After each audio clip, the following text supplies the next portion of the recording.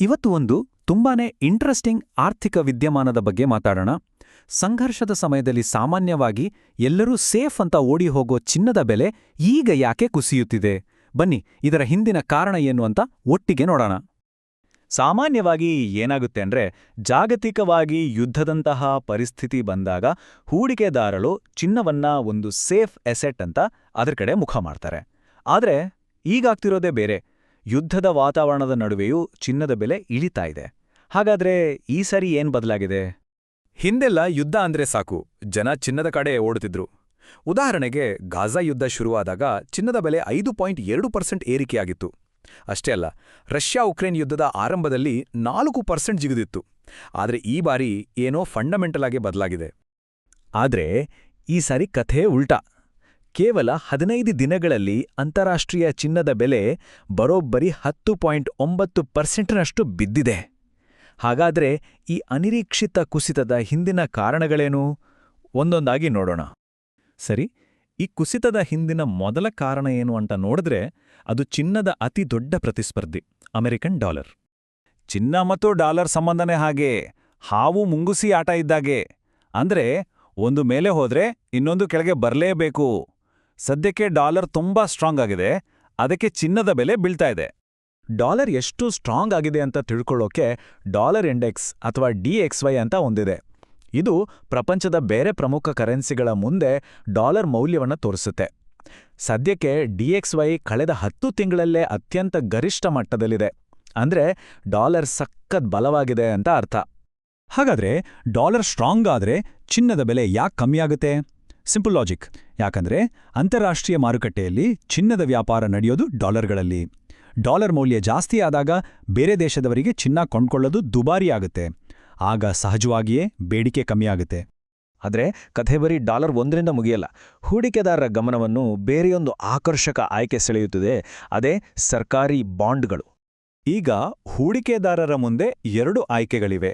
ಒಂದು ಕಡೆ ಚಿನ್ನ, ಅದನ್ನ ಇಟ್ಕೊಂಡ್ರೆ ತಾನಾಗೇನೂ ಆದಾಯ ಬರೋಲ್ಲ. ಇನ್ನೊಂದು ಕಡೆ ಸರ್ಕಾರಿ ಬಾಂಡ್ಗಳು.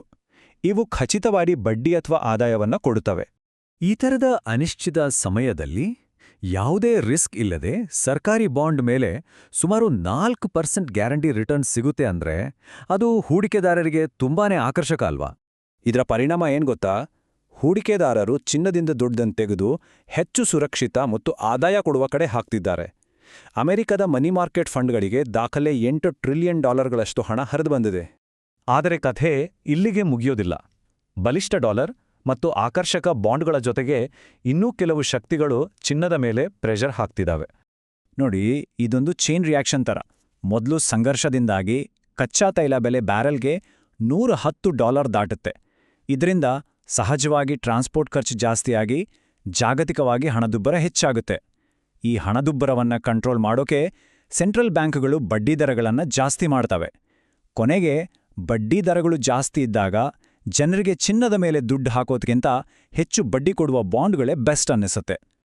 ಇದರ ಜೊತೆಗೆ ದೊಡ್ಡ ದೊಡ್ಡ ಇನ್ವೆಸ್ಟರ್ಸ್ ಹಿಂದಿನ ವರ್ಷಗಳಲ್ಲಿ ಚಿನ್ನದ ಬೆಲೆ ಏರಿದಾಗ ಅಗ್ಗದಲ್ಲಿ ಖರೀದಿಸಿದ್ರು. ಈಗ ಒಳ್ಳೆ ಲಾಭ ಬಂದಿದೆ ಅಂತ ಚಿನ್ನವನ್ನ ಮಾರಾಟ ಮಾಡ್ತಿದ್ದಾರೆ. ಇದರಿಂದ ಮಾರುಕಟ್ಟೆಯಲ್ಲಿ ಮಾರಾಟದ ಒತ್ತಡ ಹೆಚ್ಚಾಗಿದೆ.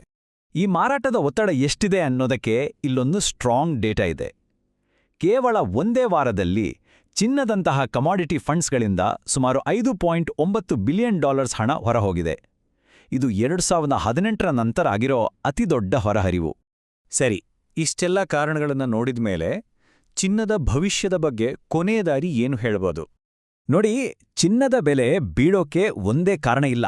ಬದಲಿಗೆ ಐತಿಹಾಸಿಕವಾಗಿ ಬಲಿಷ್ಠವಾಗಿರೋ US ಡಾಲರ್, ಆಕರ್ಷಕ ರಿಟರ್ನ್ಸ್ ಕೊಡ್ತಿರೋ US ಬಾಂಡ್ಗಳು, ಹಣದುಬ್ಬರ ಕಂಟ್ರೋಲ್ ಮಾಡೋಕೆ ಸೆಂಟ್ರಲ್ ಬ್ಯಾಂಕುಗಳು ತಂದಿರೋ ಪಾಲಿಸಿಗಳು ಮತ್ತು ದೊಡ್ಡ ಹೂಡಿಕೆದಾರರು ಲಾಭಕ್ಕಾಗಿ ಮಾಡ್ತಿರೋ ಮಾರಾಟ, ಹೀಗೆ ಹಲವು ಪ್ರಬಲ ಆರ್ಥಿಕ ಶಕ್ತಿಗಳು ಒಟ್ಟಾಗಿ ಚಿನ್ನದ ಬೆಲೆಯನ್ನ ಕೆಳಗೆ ತಳ್ಳಿತವೆ. ಹಾಗಾದ್ರೆ ಮುಂದಿನ ಆಗ್ಬೋದು? ಈ ವಿಷಯದಲ್ಲಿ ಎಕ್ಸ್ಪರ್ಟ್ಸ್ ಮಧ್ಯೆನೇ ಬೇರೆ ಬೇರೆ ಅಭಿಪ್ರಾಯಗಳಿವೆ. ಕೆಲವರು, ಉದಾಹರಣೆಗೆ ರಾಯ್ಟರ್ಸ್ ಪೋಲ್ ಪ್ರಕಾರ, ಚಿನ್ನದ ಮೇಲಿನ ಒತ್ತಡ ಮುಂದುವರಿಯುತ್ತೆ ಅಂತಾರೆ. ಆದರೆ JP ಮಾರ್ಗನ್ನಂತಹ ಸಂಸ್ಥೆಗಳು 2026ರ ಅಂತ್ಯದ ವೇಳೆಗೆ ಚಿನ್ನ ಮತ್ತೆ ಪುಟಿದೇಳುತ್ತೆ ಅಂತ ಭವಿಷ್ಯ ನುಡಿದಿದ್ದಾರೆ. ಹಾಗಾದ್ರೆ ಸುರಕ್ಷಿತ ಸ್ವತ್ತು ಅನ್ನೋ ಚಿನ್ನದ ಪಟ್ಟ ಇನ್ನೂ ಮುಗಿದೇ ಹೋಯ್ತಾ? ಬಡ್ಡಿದರಗಳು ಹೆಚ್ಚಾಗಿರೋ ಮತ್ತು ಡಾಲರ್ ಬಲಿಷ್ಠವಾಗಿರೋ ಈ ಹೊಸ ಜಗತ್ನಲ್ಲಿ ಚಿನ್ನದ ನಿಜವಾದ ಪಾತ್ರವಾದ್ರೂ ಏನು? ಇದು ಮುಂದಿನ ದಿನಗಳು ಉತ್ತರ ಕೊಡಬೇಕಾದ ಒಂದು ದೊಡ್ಡ ಪ್ರಶ್ನೆ.